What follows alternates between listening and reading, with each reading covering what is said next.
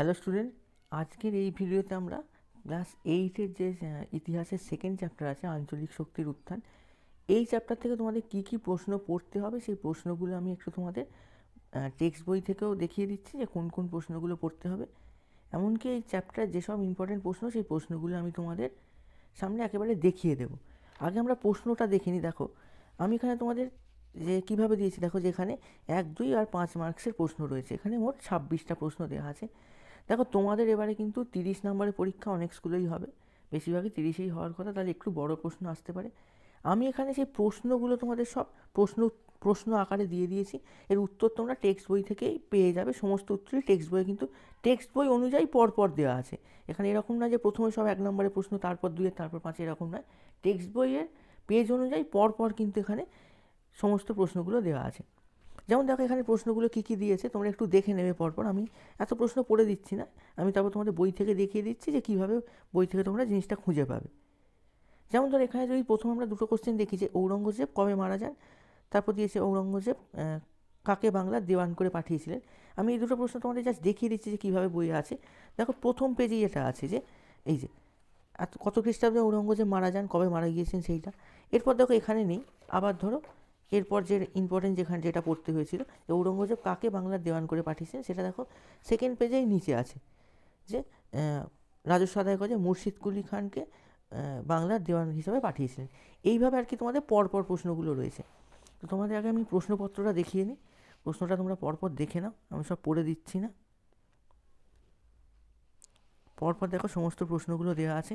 এখানে আমি আবারও বারবার বলছি, এখানে কিন্তু প্রশ্ন মানটা পাশাপাশি লেখা নেই, কিন্তু এগুলো 1 আর 2-এর বেশি। আর যেগুলো দেখো এখানে টিকা হিসাবে আছে, যেমন তোমাদের টুকরো কথায় সাধারণত টিকাগুলো বেশি থাকে, যেমন দেখো পলাশির লুণ্ঠন, বক্সারের যুদ্ধ, দেওয়ানি লাভ, এগুলো কিন্তু সব তোমাদের 5 নম্বরের টিকা হিসাবে আসার সম্ভাবনা রয়েছে। মানে টিকাগুলো 5-এর, বাকিগুলো কিন্তু কে কবে, এগুলো সাধারণত 1 নম্বরে, কাকে বলে কেন ছিল, এগুলো সব হয়তো 2 নম্বরের, এরকমভাবেই তোমাদের আসবে। দেখো, নিচু ক্লাসে তোমাদের টেক্সট বই থেকেই কিন্তু লিখলে সব থেকে নাম্বার ভালো পাওয়া যায়, আর ঠিকঠাকভাবে জিনিসগুলো লেখাও সম্ভব, কারণ এখানে তো সাজেশান খুব একটা হয় না। তো তোমরা প্রশ্নটা দেখলে যে 26টা, পরের চ্যাপ্টার থেকে আমি তোমাদের এখানে বইয়ের পেজ নাম্বার একেবারে লিখে দেবো, এবার একটা লেখা হয়নি। দেখো, তাহলে যেমন দেখালাম, তারপর দেখো এখানে আবার এই পেজে অত কিছু ছিল না। এরপর ধরো যে প্রশ্নটা এখানে ছিল যে জগৎ শেঠ কী বা কারা, তারপর দেখো এখানে রয়েছে যে আলীবর্দী খান কবে মারা গিয়েছিলেন, বা এখানে বাংলায় বর্গীহানা। এরপর যেমন দেখো, কে কবে হায়দ্রাবাদ রাজ্য প্রতিষ্ঠা করেছিলেন, এখানে এইটা ইম্পর্টেন্ট, যেমন ফারুকশিয়ারের ফরমান কী, ফরমানের গুরুত্ব কী, বা ফরমানের শর্তগুলি উল্লেখ করো। এগুলো সব কিন্তু প্রশ্ন ওখানে দেওয়া আছে, তার উত্তরগুলোই এখানে আর কি বইয়েতে আমি দাগ দিয়ে নিয়েছি।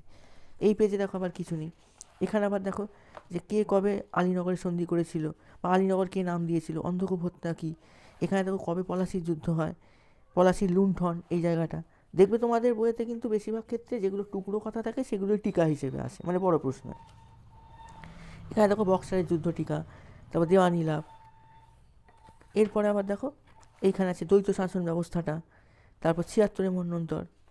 এবার দেখো এরপরে আবার এখানে কিছু নেই, যে জায়গাগুলো মেন সব থেকে ইম্পর্টেন্ট প্রশ্ন সেগুলি আমি দিয়েছি। ব্রিটিশ রেসিডেন্টদের কাজ কী, কে কবে অধীনতামূলক মিত্রতা নীতি তৈরি করেছিলেন। এইভাবে দেখো পরপর রয়েছে, আমি সব বলছি না, তোমরা ওখান থেকে প্রশ্নগুলো দেখবে, আর বইয়ের নাম মানে কোশ্চেনে যে নাম্বার আছে 1, 2, 3, সেই বইয়ের সেই অনুযায়ী পরপর খুঁজতে থাকবে, তাহলে সব উত্তর পেয়ে যাবে। কোনো উত্তর না পেলে তোমরা আমাকে জানাবে কমেন্টে, আমি বলে দেবো। আশা করা যায় বই যারা পরপর পড়বে তারা দেখে নিতে পারবে। এরপর দেখো, এইটা আজকে আমি এরমভাবে দিয়ে দিলাম। এইভাবে তোমাদের প্রতি সাবজেক্টের, প্রতি চ্যাপ্টারের, এমনকি বিভিন্ন ক্লাসেরও কিন্তু পরপর এরকম প্রশ্নগুলো দিয়ে দেবো। তোমরা আমাদের চ্যানেলে নতুন হলে চ্যানেলটিকে সাবস্ক্রাইব করে রাখো, এইভাবে একবার পড়ে দেখো, সমস্ত প্রশ্ন কিন্তু পরীক্ষায় তোমরা উত্তর লিখতে পারবে। তো দেখা হবে পরের ভিডিওতে।